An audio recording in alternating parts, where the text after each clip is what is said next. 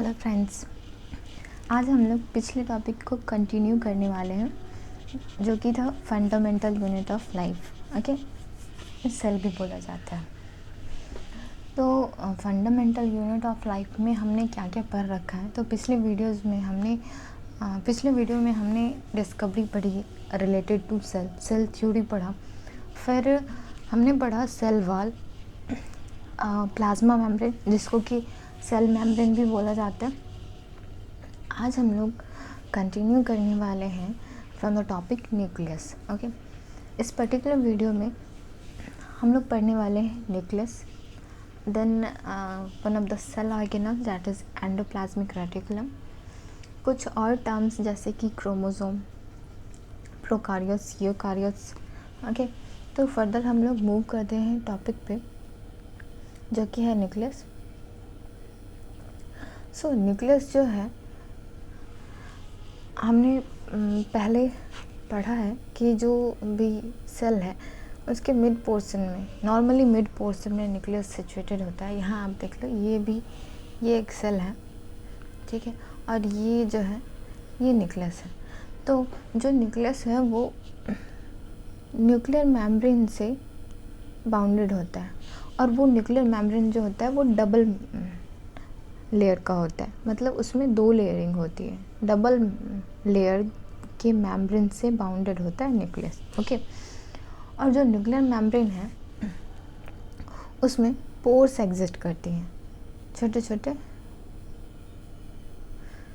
छोटे पोर्स होते हैं जो कि किसी भी मटेरियल के एंट्री और एग्जिट में हेल्प करते हैं। जैसे अगर कोई मटेरियल साइटोप्लाज्म, आपको पता है कि ये जो खाली पोर्शन है इसमें सेल ऑर्गेनल्स और साइटोप्लाज्म होते हैं।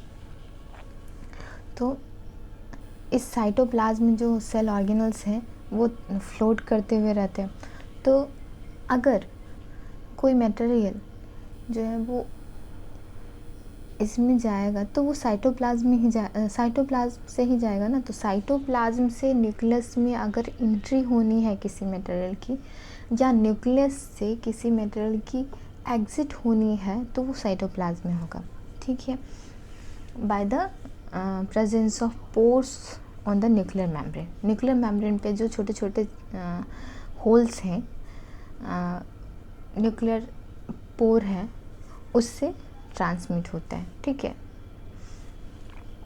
नेक्स्ट इज न्यूक्लियस जो है मेनली क्रोमोसोम पाया जाता है उसमें। क्रोमोसोम भी सेल डिवीज़न के टाइम पे दिखता है। मतलब यहाँ देखिए, ये जो क्रोमेटिन है इस तरह का स्ट्रक्चर आपको दिख रहा होगा इस पर्टिकुलर पिक में। तो आप देख लोगे ये क्रोमेटिन है। ये जो क्रोमेटिन मटेरियल है ये at the time of cell division, जब सेल डिवाइड करने वाला होता है या डिवाइड करने के टाइम पे ये क्रोमेटिन मटेरियल कुछ इस तरह का दिखता है, ठीक है। इसको क्रोमोसोम बोला जाता है।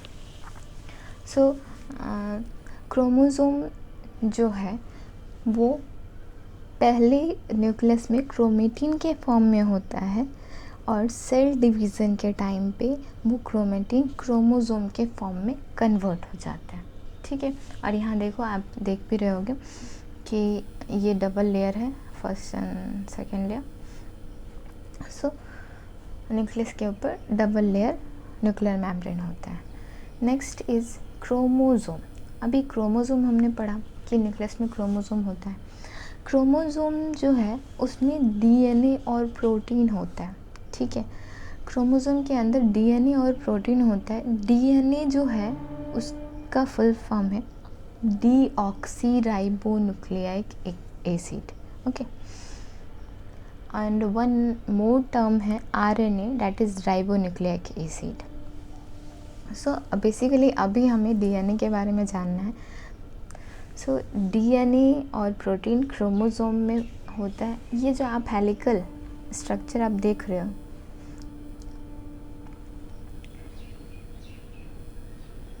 ये हेलिकल स्ट्रक्चर ये डीएनए है, ठीक है। मतलब इस तरह का स्ट्रक्चर होता है। इसको डीएनए बोलते हैं। ये जो है ये क्रोमोसोम का एक पार्ट है, ठीक है।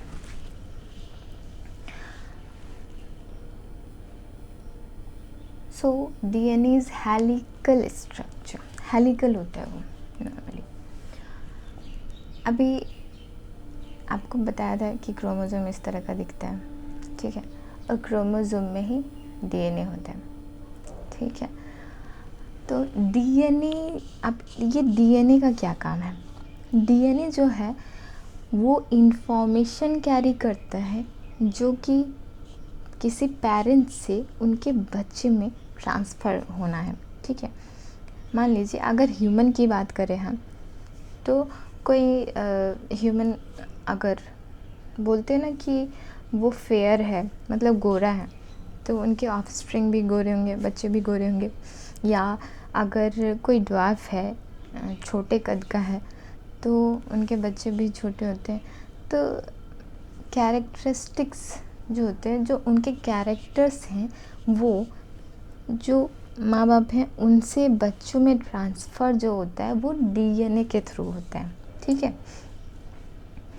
डीएनए में भी एक फंक्शनल सेगमेंट है जिसको कि जीन बोलते हैं। वो जीन मेनली वो जीन ही कैरी करता है वो इंफॉर्मेशन जो कि किसी कैरेक्टर्स के रूप में हमें दिखता है, ठीक है। तो gene is the functional segment, मतलब यहाँ आप देखो, अगर ये पूरा डीएनए है, ये पूरा डीएनए है, तो इसका कुछ एक सेगमेंट, ये मान लीजिए ये जो है यहाँ गोरा होने का जीन है, ठीक है। तो ये जो पर्टिकुलर पार्ट होगा, पर्टिकुलर छोटा सा पार्ट सेगमेंट, वो एक इंफॉर्मेशन कैरी कर रहा है, तो उसको जीन बोला जाएगा, ठीक है। अब इन सब की वजह से न्यूक्लियस को बोला जाता है कि ये एक इम्पॉर्टेंट रोल प्ले करता है सेलुलर रिप्रोडक्शन में। मतलब सेलुलर रिप्रोडक्शन के लिए न्यूक्लियस का होना ज़रूरी है, क्योंकि मेन जो कैरेक्टरिस्टिक है, मेन जो इंफॉर्मेशन है इनहेरिटेंस का, वो तो सारे के सारे न्यूक्लियस में ही प्रेजेंट है ना, in the form of gene, DNA, chromosome. So that's it. Next is, अगर हम न्यूक्लियस के बेसिस पे अगर ऑर्गेनिज्म को डिवाइड करें, तो हम किसी ऑर्गेनिज्म को दो पार्ट में डिवाइड कर सकते हैं। आइदर वो प्रोकार्योट्स होगा या यूकार्योट्स होगा। अभी प्रोकार्योट्स और यूकार्योट्स क्या है? तो प्रो मतलब प्रिमिटिव, पुराने टाइप का। तो अगर प्रिमिटिव टाइप का, कार्योट्स मतलब न्यूक्लियस होता है, तो अगर प्रिमिटिव टाइप का न्यूक्लियस होता है किसी ऑर्गेनिज्म में, तो वो प्रोकार्योट्स है। यू मतलब न्यू होता है। अगर न्यू टाइप या डेवलप्ड टाइप ऑफ न्यूक्लियस अगर किसी ऑर्गेनिज्म में है, तो वो यूकार्योट्स है, ठीक है। मेन डिफरेंस ये है प्रोकार्योट्स और यूकार्योट्स में। कुछ और भी डिफरेंसेस हैं, जैसे ऑर्गेनिज्म जो है उसमें मेम्ब्रेन अगर नहीं है तो वो प्रोकार्योट्स है। मेम्ब्रेन बाउंड ऑर्गेनल्स नहीं होते हैं प्रोकार्योट के केस में। राइबोसोम जो है ओनली ऑर्गेनल है जो कि प्रोकार्योट्स में पाए जाते हैं। और जो जेनेटिक मटेरियल है, जो हमने डीएनए पढ़ा और आरएनए को भी हमने थोड़ा बहुत डिस्कस किया, तो वो जो डीएनए और आरएनए है, that is deoxy ribonucleic acid या राइबोन्यूक्लिक एसिड जो है, वो साइटोप्लाज्म में फ्रीली फ्लोट करता हुआ नज़र आता है, ठीक है, इन केस ऑफ प्रोकार्योट्स। अगर हम यूकार्योट्स की बात करें, तो यूकार्योट्स जो हैं उनके सेल ऑर्गेनल्स जो हैं वो मेम्ब्रेन बाउंड होते हैं, मतलब ऑर्गेनल्स जो हैं वो कवर्ड होते हैं, ठीक है। और मल्टीपल सेल ऑर्गेनल्स इसमें पाए जाते हैं राइबोसोम के साथ। राइबोसोम, माइटोकॉन्ड्रिया और एंडोप्लाज्मिक रेटिकुलम, लाइसोसोम, ओके। और इसके जो जेनेटिक मटेरियल हैं वो भी कवर्ड होते हैं, फ्रीली फ्लोटिंग नहीं होते हैं। वो जेनेटिक मटेरियल जो है वो न्यूक्लियस के अंदर न्यूक्लियर मेम्ब्रेन से कवर्ड सेपरेटेड होते हैं, ठीक है। और इस प्रोकार्योट्स के न्यूक्लियस को हम न्यूक्लियोइड बोलते हैं क्योंकि उसके ऊपर न्यूक्लियर मेम्ब्रेन नहीं पाया जाता है, और यूकार्योट्स के केस में न्यूक्लियस को न्यूक्लियस बोलते हैं, okay. Next is cell organelles. Cell organelles में एंडोप्लाज्मिक रेटिकुलम है, गोल्जी अपरेटस है, लाइजोसोम है, माइटोकॉन्ड्रिया है, mitochondria that is power house of the cell, lysosome को सुसाइड बैग भी बोला जाता है, प्लास्टिड है, वैक्यूल्स है, मेनली प्लास्टिड और वैक्यूल्स जो है वो प्लांट्स में पाए जाते हैं। बट आज हम लोग पर्टिकुलरली एंडोप्लाज्मिक रेटिकुलम को डिस्कस करने वाले हैं।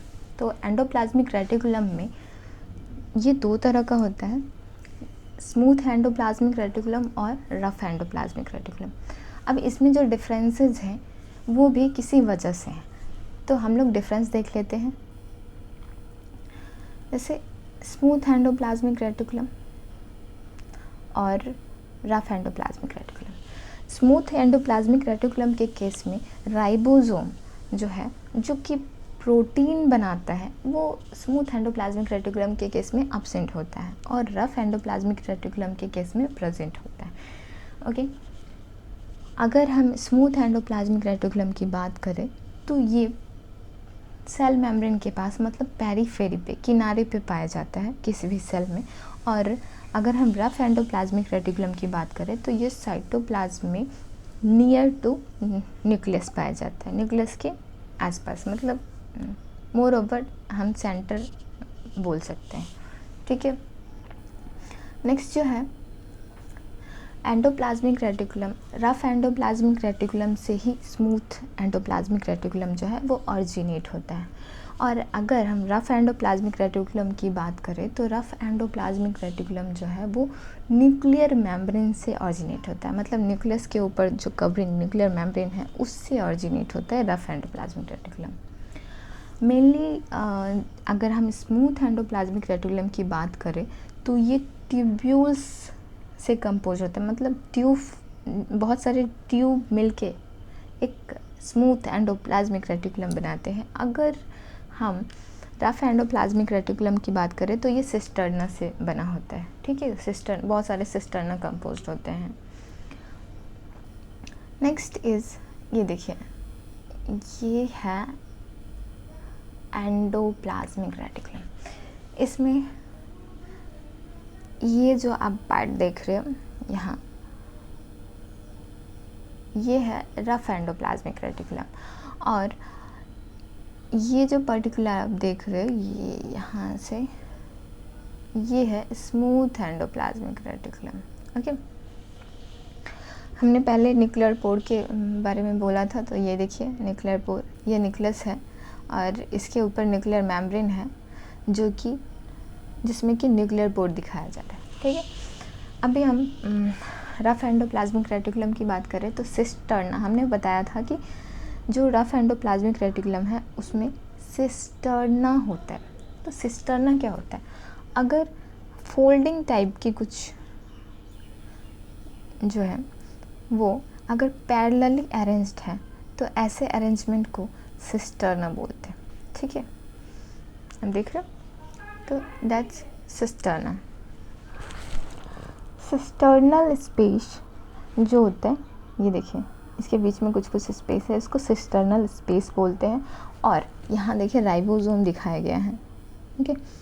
तो ये जो छोटे छोटे आपको डॉटेड पार्ट्स दिख रहे हैं, ये राइबोसोम है। यही जो है वो रफ एंडोप्लाज्मिक रेटिकुलम के लुक को रफ बनाता है, ठीक है। और स्मूथ एंडोप्लाज्मिक रेटिकुलम की बात करें तो इसमें मैंने बताया था कि ये ट्यूब्यूल से फॉर्म होता है। तो देखिए आपको ट्यूबुलर फॉर्म स्ट्रक्चर दिख रहा होगा, तो ये स्मूथ एंडोप्लाज्मिक रेटिकुलम जो है वो ट्यूब्यूल से बना होता है, ठीक है। नेक्स्ट इज़ एक और बहुत ही इम्पॉर्टेंट कैरेक्टरिस्टिक है स्मूथ एंडोप्लाज्मिक रेटिकुलम का, वो ये है कि स्मूथ एंडोप्लाज्मिक रेटिकुलम जो है वो बहुत इम्पॉर्टेंट रोल प्ले करता है किसी भी पॉइजन या ड्रग के साइड इफ़ेक्ट को डिटॉक्सिफाई करने के लिए। अगर मान लीजिए फूड पॉइजनिंग हो जाती है, तो मोस्टली आप बीमार नहीं पड़ते हो, ठीक है, या कुछ ऐसा मतलब बहुत ज़्यादा इफ़ेक्ट नहीं आता है बॉडी पे। तो वो जो है वो हमारा स्मूथ एंडोप्लाज्मिक रेटिकुलम जो है वो लिवर में वर्क करता है और उस पॉइज़न को डिटॉक्सिफाई कर देता है, ठीक है, या जो भी हमारी बॉडी के लिए हार्मफुल केमिकल है उसको डिटॉक्सिफाई कर देता है smooth endoplasmic reticulum. Okay, that's it for today. और नेक्स्ट डे हम लोग कुछ और टॉपिक्स के साथ, जैसे कि जो भी हमारा सेल ऑर्गेनल्स का पार्ट्स बच गया है उसको हम नेक्स्ट वीडियो में डिस्कस करेंगे। Thanks for today.